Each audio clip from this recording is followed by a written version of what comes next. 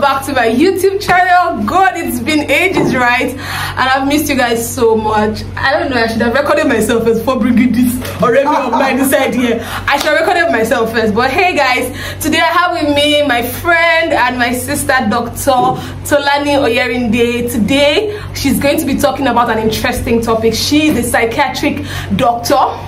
Yes, and she's the right person to have this conversation with us. And you guys already know that I like to have conversations about the preconception journey. And today I want to, for some reason, Doc, during the week I've just been so concerned about the fears that some preconception mothers might have, and that's because I do have my own fears, and sincerely these fears are valid. So I want to talk about, I wanted us to talk about how preconception mothers can actually manage their fears and maintain a good mental health even when they are waiting. And I know that, see, I can't wait for her to start talking, and then she start talking now everywhere we're just like whoa. So I know that you are a psychiatric doctor and you are so passionate about mental health. I've never known someone who is passionate about mental health like Dr. Tolani. And today she's going to be talking to us about how, you know, preconception mothers, if you're a preconception mother and you're watching this is actually a good thing for you to do, because it's going to be very profound. So Doc, how are you doing today? I'm fine. Oh my God, you're looking so beautiful. Mr. Rene is doing a lot of fear. When I see him, I'm going to hug him. The work that he's doing, hello. He's doing a good job, guys. Please, let's even ring bell for Mr. Oyerinde. First of all, thank you for allowing me to record in the house, and thank you for, you know, creating this time to be on the show with me. So yeah. So tell me how, you know, a preconception mother. I know that you're already a mother of one. Yeah. But I know that there was also a time in your life where you were trying to conceive. Yeah. What were the things that you did personally before you go into, you know, the professional, practical means of staying mentally healthy in terms of preconception and, you know, preparing to be a mom? What were the practical things that you did? I know you're very practical, so just share with us what it was like for you on your preconception journey. Wow, it's a privilege to be in this YouTube video with my friend, and I'm really happy to be talking about this topic because apart from being passionate about mental health, I've once been in the journey of waiting. Well, you may say it was short. I waited for 2 years, but irrespective of the timing, the experience is still unique, and across board it's almost the same. So I'll start by defining mental health so it doesn't look like, you know, we're jumping the gun. So mental health is a state of well-being of the mind where the individual is able to cope with the normal stress of life. The individual is able to work productively, is able to achieve his or her potential, and able to work well within a community and be part of a community. So that's what mental health is all about. So what happens in preconception? In preconception journey, most mothers become withdrawn to self. Most times because of stigmatization, because of expectations. The culture itself doesn't really help, you know, mothers, because from the day you are even married, even on the wedding day, everybody is already praying. Triplets, or as they are cutting that cake. Oh, exactly. 1, 2, 3. How many children do you want to have? They did it at my wedding. So if it is one, it's almost an expectation society places on mothers to be.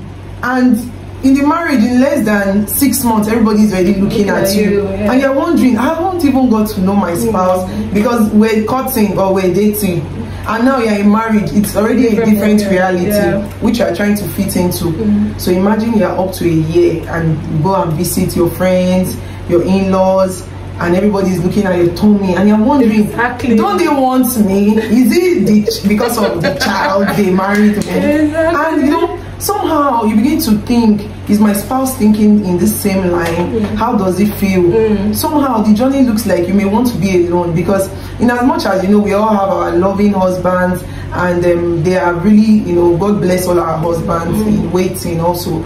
So some of them cannot really come out outrightly and express their concerns like women would have shown, you know.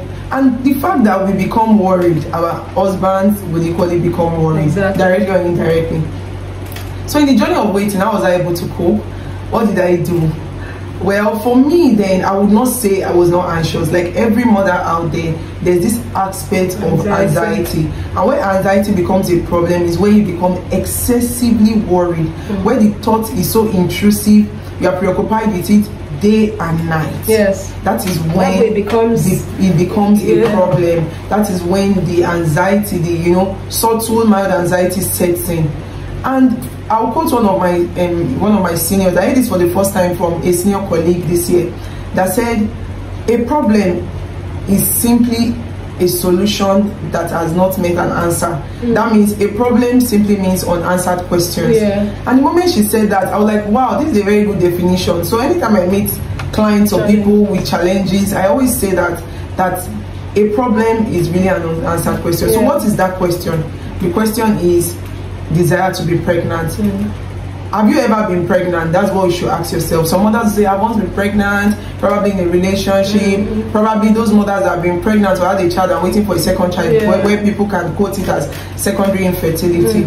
So I'll actually come out open. What did I do then? For me then, I started having the desire, this educated era, we can chest something and say, what's everybody saying? Exactly. Make me relax. But by the time I got to the second year of waiting, I started becoming a bit concerned because, maybe not even because of friends, because I could attend friends' events, people gave birth. I could even feel, some of them will be like, you're not even bothered. That's when I realized that. So the society even helps you to even carry the body. They want to be bothered, carry it on your face. Short, a friend was like, oh, you're not even so bothered. In short, some of them, one of my friends when I was saying, thank you so much for even coming for my second daughter's birthday. Even when you don't have a child yet. Even when you don't have a child yet. I'm like, so is it not a concern for friends too?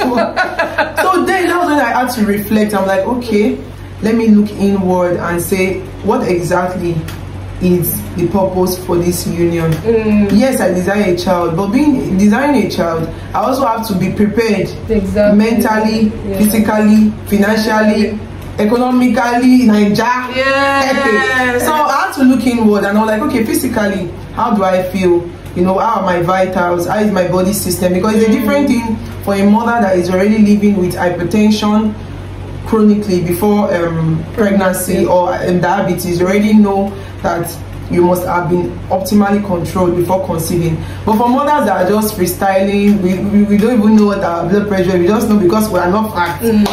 So I had to start checking, okay, let me even see, am I okay? So then I had to look inward. As a medical doctor, I realized that, okay, from my knowledge of medicine, during my obstetrics and gynecology posting, you really have to have used folic acid for at least 6 months, because folic acid in the system can wear out in 6 months. So if I've not been eating healthy, and this is like a point, you may not have enough. And folic acid is important in conception to prevent neural tube defects, something we call neural tube defects, that can affect the spinal cord of the child, the development of the spinal cord and the brain. So I looked inward, I started taking my folic acid, I went for vitals checkup, I went as far as seeing a gynecologist. Thanks to some of my friends, like Eddie was involved in those periods of, okay, let's even check, let's even, be sure. So my friends followed me for 1 or 2 gynecologic review. The gynecologist was like, you're fine. I did 1 or 2 procedures just to ensure that my tubes and my fallopian tubes and my womb was fine. In all this, I was looking at my husband, with suspicion that I hope he's not looking at me like I'm infertile, because men, you cannot really say what's on their mind. They are loving people, but they are also human, and they also have expectations. You may not even know if the mother is calling him secretly. Hope your wife is fine, So, and you could even see some mothers get subtle comments and remarks that makes them even more withdrawn. In this, some mothers can begin to feel sad. When all those things come in that can affect the mental health, can affect your community, you can't function in the community, you can't cope with the stress, probably just start getting tired of everything. You can't even enjoy things you enjoy doing, watching a movie. Those are symptoms of depression I just mentioned. Early signs of depression: low mood, unusual sadness, low energy, loss of interest. Mothers in waiting have this. So I'm not even touching mothers that are giving birth, because it's not unusual for mothers also that have given birth to have some of these symptoms. And sometimes it begins at that preconception stage. And do we know that the ability for your mental health to be optimal during preconception has a role to play, even in the child, while you're carrying the child, and in the physical health, both the mental and physical health of the child? Do we know that? So it's very important for mothers in waiting, that's what I call it, to ensure that they are optimally functioning when it comes to coping with this phase. Another thing I want us to know in waiting is when the worrisome thoughts come, there are ways we can cope. There are strategic ways we can cope as mothers. We can use the ventilation styles. We can talk about it. Thank God for Eddie Mickett Services. She's doing a wonderful job. She has a support group. In that support group, every mother, even myself, I'm a member of that group. Yes, you can air everything from your mental state being affected, even your marriage, your relationship, everything that affects your mind and body. You will find solution on that group. And that's a very great job she's doing for mothers in waiting and mothers out there. Yeah. Ventilation is very key. You may not be able to ventilate to your spouse in a healthy way. You know, those emotions running through your mind, those thoughts, you know, those channels, those support groups can help. You can also make sure that apart from ventilating, you can open a gratitude journal.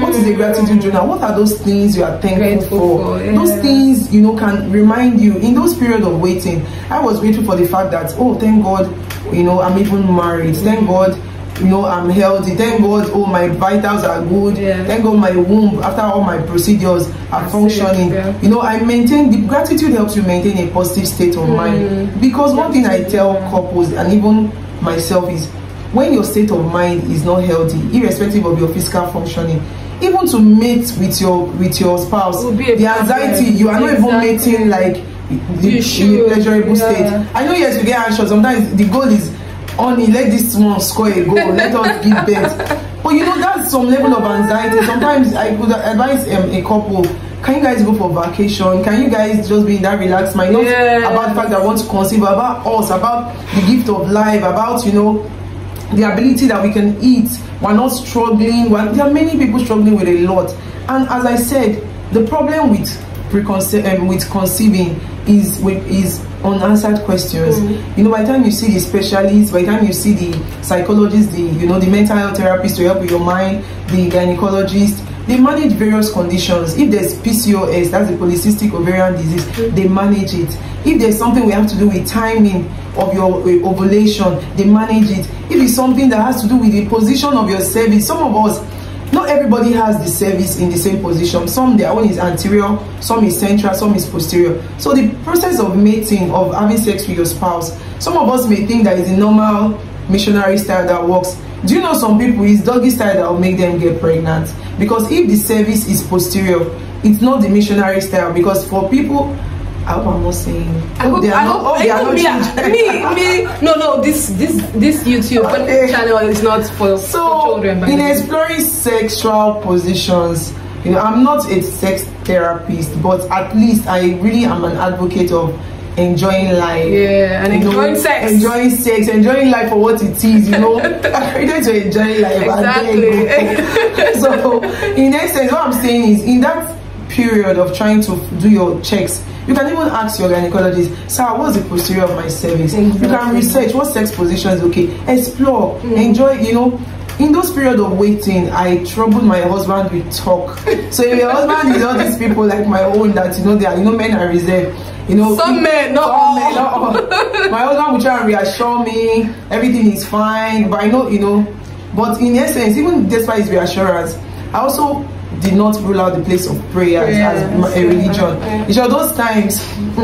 So mothers that attend fellowship, I agree with you. It's not only medicine. I went ahead. When a friend blessed me with this MFM prayer book. For Muslims, it's okay. I've had Muslim friends, you know, praying, doing their 5 daily devotion. I've seen a Muslim that even joins me in prayer. Yes. So I understand when mothers are looking for children, you know. Can be anyway. So just I had to start praying a particular prayer in a prayer manner or one of the churches. Which is this prayer that I don't know about? And I'm here. Hello. Every day, trying to build my belief, and that takes me to a place of mindfulness. In mindfulness, when it comes to preconception care, mindfulness is a state of relaxation of the mind. It's a state.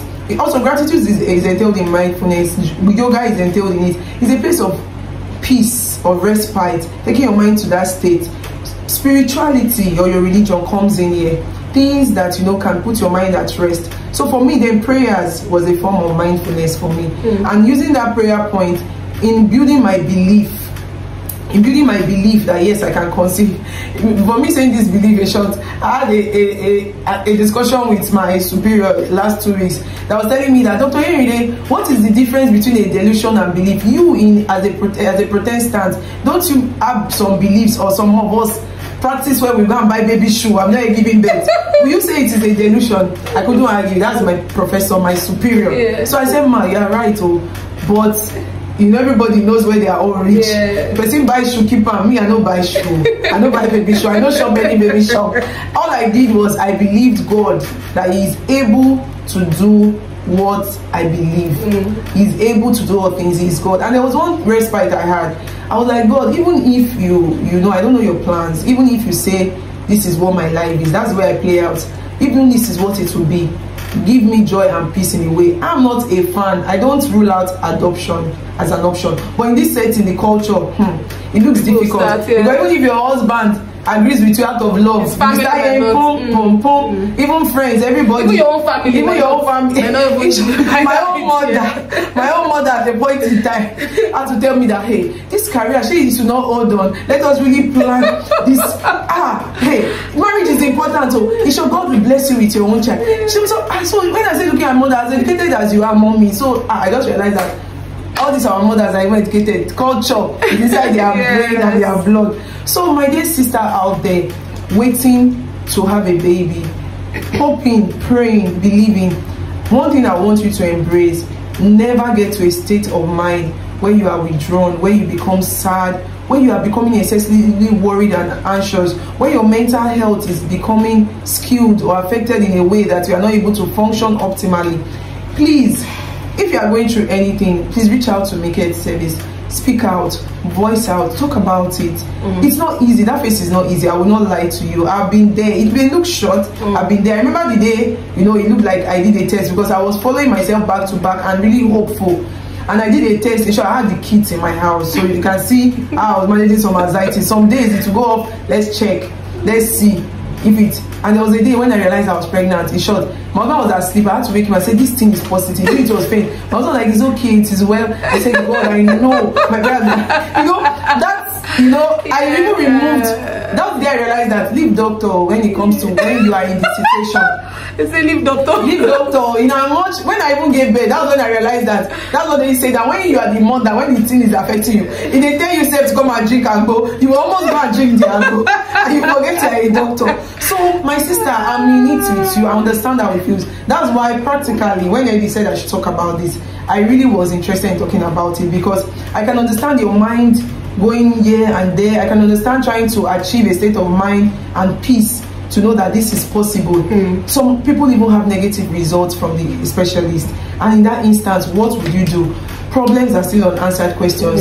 Please explore options. I don't underestimate when you talk about intravitreal fertilization. Right? Yes, I don't, you know, say it's not allowed or you shouldn't try it, irrespective of the age. Please, if it's an option, especially if there's endometriosis, you can afford it, PCOS, and you can afford it, please try it. At the point in time, I told my husband I was going to try ICSI, the intracytoplasmic. I remember you even said you were I told you, I said that I would try it though. Maybe, you know, maybe it's not hitting the maybe the sperm is not, when we do the normal corpus coitus, and he knows that one.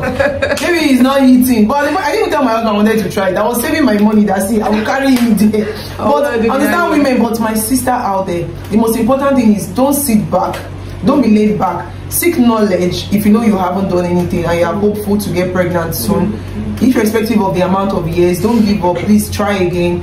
Please do not see life as it's over. You are a whole human being full of great potentials. We're created for a purpose. Get involved in communities, get involved in volunteering. I remember then I was involved in some voluntary service, even with Miked. Get involved in, don't just sit in and think and lead to other. And even when you get pregnant, we thinking it's not healthy for the baby's mental and physical health. Please try your best to ensure that you make the best use of your life, because for me, I tell people, we all go through stress. We all go through issues that may want to break us, but in all, we have to appreciate the fact that we are alive and live it to the fullest. Thank you so much. So just before we round up, I want us to recap. You mentioned venting, you mentioned you talked about going on vacations. There's one other point you mentioned. You mentioned three points in terms of dealing with fears. And one of the things that really struck me is before I asked you the question I want to ask you was the part where you talked about venting. So just during my last cycle, I discovered that venting really helped. So I was really hopeful this time around that, hey, this pregnancy has happened. I was just even, I was so happy already. And the next thing, I'm seeing my menses, and it really got to me. And that same period, we had a family gathering, and one of my husband's aunties just came and, you know, said something really, what are we waiting for? You know, that kind of stuff. And she didn't even know I cried myself to sleep, you know. So I now decided to talk to my husband about how I was feeling. And when we had this conversation for the first time, my husband was so, you know, he felt what I was saying. And I said, oh babe, I do understand what you are going through. Don't worry, we're good. You know, so venting to him about my feelings really helped, and his response was really helpful. So the importance of venting we can't even override that. So now let's talk about, I want to ask this question in terms of, you know, when you say, oh, don't let negative thoughts come into your mind, you know, block negative thoughts. What do you do when the negative thought comes? You realize that it's a negative, and you are soaked in it for a few minutes, and then you snap out of it. Can that actually be a bad thing? Because I would be sincere that sometimes I just sit back and like, will I ever have babies? Or I'm watching a movie, or I'm doing something, or these days the slightest of things just trigger me. I'm somewhere maybe in a vehicle, and a mother and a child just passes, and I'm like, will I ever have a child? You know, that kind of stuff. And I just snap out of it and get back to it. There is that intentionality, right? In short, even when my mom calls in to say, I pray for you, you will never, you know, she's trying to project her fears on me, and I can tell. But for some reason, I still think about it like, my mother is saying this. Are you sure? You know, so what do you say to some other women who might be caught up in that kind of position, like I am, that kind of a thing? Do you think it is really bad to sometimes, you know, run into anxiety and fear and then come out, or do you think it is healthy or is normal, that kind of a thing? Thank you for, you know, opening up, and you know, I'm sure this YouTube video will bless a lot of mothers. Yeah. So regarding what you had just asked, it's almost impossible for thoughts, whether positive or negative, not to come to your mind 24 hours. As a human being, our brain is a complex network. Exactly. The ability to even say a word or even think a thought, 700,000 neurons have synapsed. Exactly. Your cognitive pattern, your schema, that's your belief, has been formed. Some of it are in our, you know, they are inherited, the way we think. And our environment. Our environment, thank you. So it's almost okay when some thoughts that are negative comes in. Yeah. If, for example, even the recent one, Okada riders have just been stopped. Every day, sometimes I think that insecurity may increase. You know, things can just, negative thoughts can come. But the ability not to dwell on them, to pick beyond, you know, the aspect is something you can embrace, called thought stopping. You can question the thoughts. Why do I have this thought? Because I've not had a child. Why have I not had a child? Am I trying? You question the thoughts. So you don't, it doesn't become a preoccupation. Yes, I like what you're saying. Question your thoughts. You question the thoughts. So that's what Leaf says. It says question the thoughts. I like that's actually what it is. So when you question the thoughts, you will find why you have that emotion.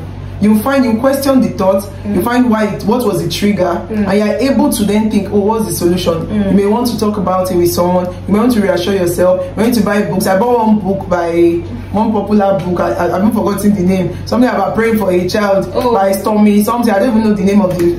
You know, you may want to just, you know, find something in mindfulness to help you, even relaxation techniques. If you become anxious, taking deep breaths, counting 1 to 4, breathing in and out, you know, trying to release the tension in your system, because those thoughts will snap in. Those thoughts will snap in, and you cannot, as humans, we are humans, you cannot categorically say you will not relate with people. Exactly. You will relate with people. Every day you go out, you will see things. Do you understand? So the ability for you to be self-aware, I give it to all mothers out there, to be all mothers in waiting, to even be aware of your emotions is something called self-awareness. Everything is an avenue to grow in your resilience, to grow in your determination. Even what you're passing through is an avenue for growth. that's just the very wonderful thing about life. Because the truth is, yes, you ask yourself, would you ever I've asked myself that question, would I have a child? What will happen? What will be? So now I just encourage myself, what would be will be. And I looked at myself, I asked myself, will I lose faith in God? I'm like, exactly that question. I've asked myself that question. Will I lose faith in God? I told God that God, my thought has gotten there. I said, God, you are God no matter what. We cannot question you. If that is what you will say will be, in your mercy, give me the grace to accept your faith. But I know you are God. You know, you need to tell God, I know you are God. But God, you are God. You are the God of all flesh. Oh, you know, dear Lord. God said, you won't try me. You won't say, I know be God anyway. You know? So those thoughts, I agree with all mothers. You know, I'm not in your thoughts. But I can only say, please never leave a community. Never stop ventilating. Healthy ventilation. Talk about it with your spouse, with a support group, with the right people. With the right people, I beg you, seek the right information.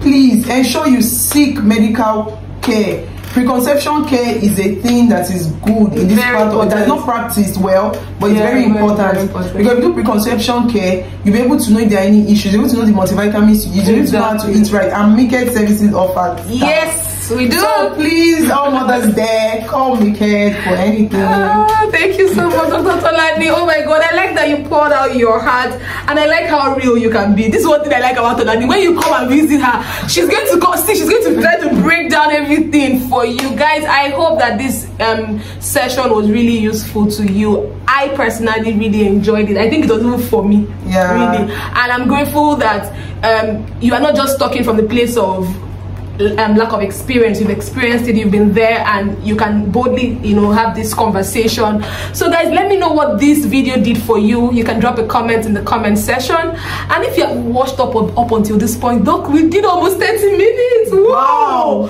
So give it a thumbs up, guys. This is a good time to give this video a thumbs up. Remember to share this video, and you can also click the subscribe button if you're new, if you're just seeing this video for the first time, or if you're new here. I would really appreciate you to subscribe or share it with your network, and let's connect, and let me keep inspiring you. Even though you are on your preconception journey, you're pregnant, you're a parent, you're a father, you're a mother, you're seeing this, I want you to share it away, share this video away, and I'll see you on the next. Bye.